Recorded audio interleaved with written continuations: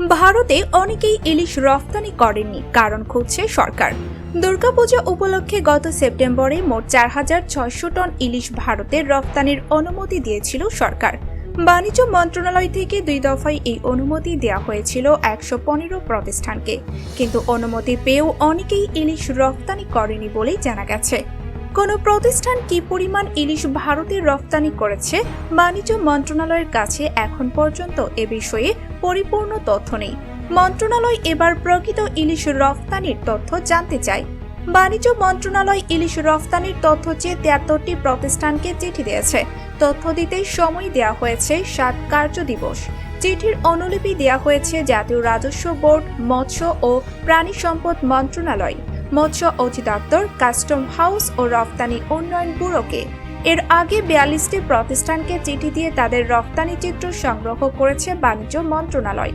বাণিজ্য সচিব তপন কান্তি ঘোষ বলেন, রফতানির পুরো তথ্য উপাত্ত সংগ্রহ করার পর আমরা বুঝতে পারব কারা কেন অনুমতি নিয়েও শেষ পর্যন্ত ইলিশ রফতানি করতে পারেনি। অনুমতি দেওয়ার ক্ষেত্রে ভবিষ্যতে প্রতিষ্ঠানের সক্ষমতা ভালোভাবে যাচাই করা হবে বলেও জানান তিনি। বাণিজ্য মন্ত্রণালয় গত 20 সেপ্টেম্বর 52টি ও 23 সেপ্টেম্বর 63টি প্রতিষ্ঠানকে 40 টন করে ইলিশ রফতানির অনুমতি দিয়েছিল। রফতানির শেষ সময় ছিল 3 অক্টোবর। শর্ত ছিল কয়েকটি।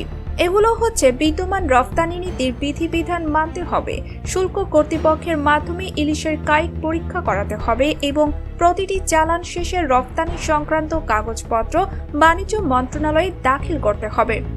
এছাড়া অনুমোদিত পরিমাণের চেয়ে বেশি ইলিশ রফতানি না করা, অনুমতি কোনোভাবেই হস্তান্তর না করা এবং অনুমোদিত রফতানিকারক ছাড়া টিকায় রফতানি না করার শর্ত ছিল।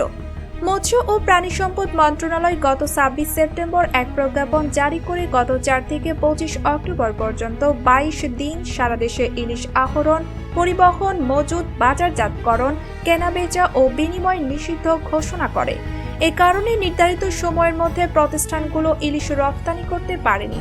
রফতানিকারকদের এই অসুবিধার কথা বিবেচনা করে বাণিজ্য মন্ত্রণালয় গত 26 অক্টোবর নতুন করে ইলিশ রফতানির সময় বাড়ায় 5 নভেম্বর পর্যন্ত।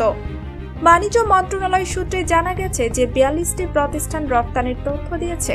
মন্ত্রণালয় বিশ্লেষণ করে দেখেছে তাদের মধ্যে কেউ 40 টনই রফতানি করেছে, কেউ করেছে 30, 35 বা 37 টন, কেউ আবার একেবারেই রফতানি করতে পারেনি, কেউ করেছে 3 টন বা 5 টন।